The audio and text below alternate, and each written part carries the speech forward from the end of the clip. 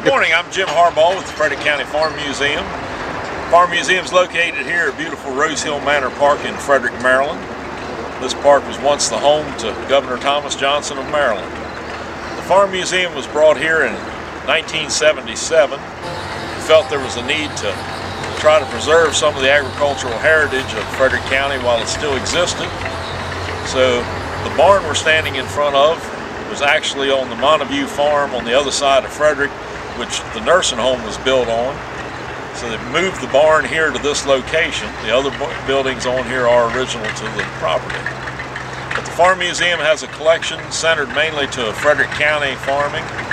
As you take a self-guided tour through this building behind me, it'll tell you all about how to plant crops, how to prepare the ground, what type of crops were grown, how they were harvested and stored, and what they were used for.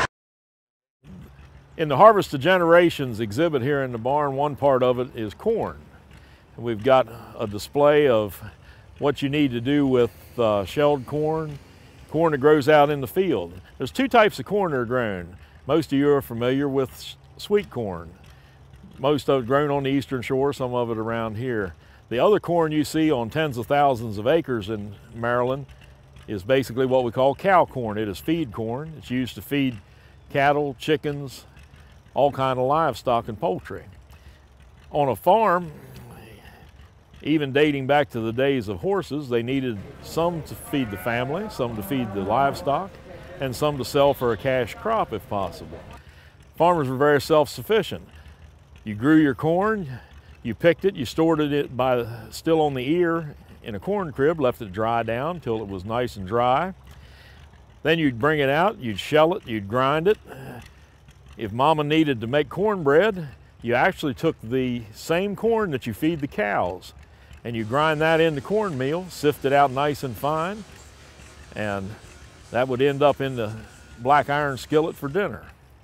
Some of the machines we've got in here are a hand crank corn sheller, which was very good child labor. Most farms had a lot of kids. They grew their own labor force, and it was good jobs to keep them busy. They could crack corn for the chickens, they could shell corn for the cattle, and even they could, as they got older, they could do things like grinding the cornmeal. Very labor intensive. People need to understand this is where it started at, but the same type of processing goes on today. Much of the corn grown here in Frederick County will end up on the grocery shelves. If you've been to the store and saw a brand of cornmeal known as Indian River, it's actually milled right in Ellicott City in a mill that dates back to the horse and buggy days.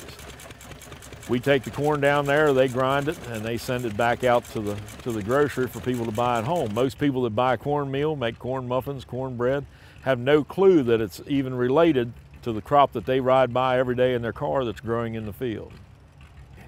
I'm about a fourth generation farm family right here in Frederick County. I grew up milking cows, and now I run a small grain farm, and it just kind of helps keep the heritage alive.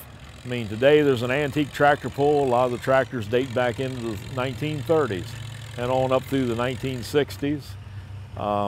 There may be some horses here a little later working in the field, but the crowd that comes in here has been very out of touch. As I grew up, we grew up around farms everywhere. Now we have a much more urban population, but this may be the only experience those families have towards understanding the agriculture that used to exist in this county before the houses moved in, and what agriculture continues to exist and how it relates to their everyday life.